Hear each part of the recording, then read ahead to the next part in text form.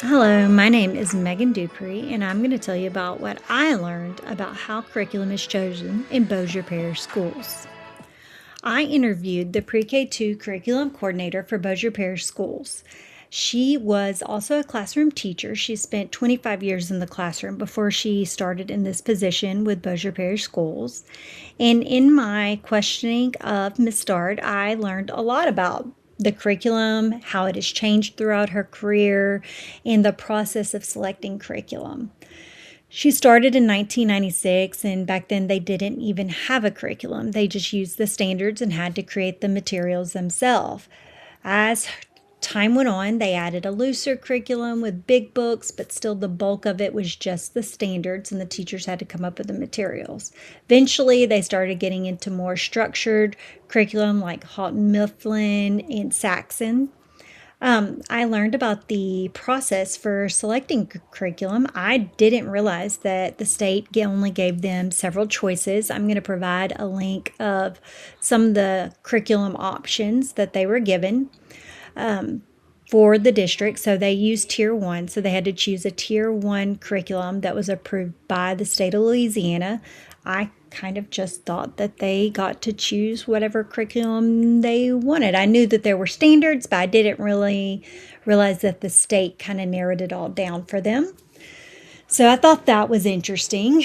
They do have a committee that helps them choose the curriculums. They kind of narrow it down, and then the committee of educators, principals, and other administrators go through and kind of dive into the curriculum, and they take a vote on which one they want to go with. They do have to supplement sometimes because it is a curriculum. Those curriculums are not always geared for just one particular state. So, based off what our standards are and what the curriculum hits, they have to kind of go in and tweak things a little bit, which I did know happened. I also learned about them piloting a curriculum. Sometimes, just kind of depends on the situation, they will pilot a certain curriculum, like iReady for Math was piloted at several schools within the district. They asked for volunteers that would be willing to pilot it from the school leaders. And then after that, they kind of have an idea of what works because they get some feedback from those educators. But other times, they just have to roll out the curriculum just all at once. So, in that case, they do spend a lot of times going to the schools, touching base with the teachers, the principals. They get a committee together that kind of helps dive in, and they plan the pacing guides and different stuff like that.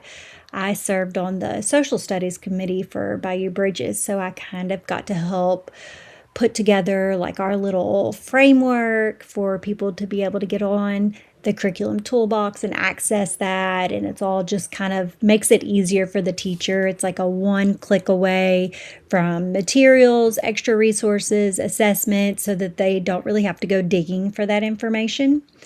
And they do supplement things where it's needed. Sometimes in the past, we've had to supplement with Saxon if there was not a strong phonics curriculum tied into the curriculum that we chose. Like our last one was ARC. And with ARC, there was no phonics, so they used Saxon to kind of beef that up a little bit. They basically, if the curriculum's lacking, that's what they have to do. They've got to go in and they've got to see where the weaknesses are. I did ask her about how they decide to roll out a curriculum because sometimes they'll roll it out with kinder, sometimes they'll do pre-K through 2, and then they'll move it into 3-5. So it is also a situational process, just depends on what's going on.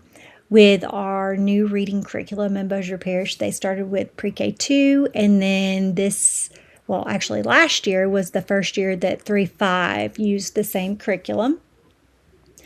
Let's see, they also use various curriculums. The CKLA ends at the 5th grade level, and after that, they go into different curriculums like Hoffman Mifflin or guidebooks, just to make sure that they're hitting those standards. So overall, I found it very interesting. The most interesting thing that I learned was the actual where they get the curriculums from. Like, how do they decide to go with CKLA or ArtCore or whatever it might be that they're looking at. I never realized that it was a state decision and you had to choose between the options that they give you. So that kind of really narrows down their choices. So I thought that was very interesting.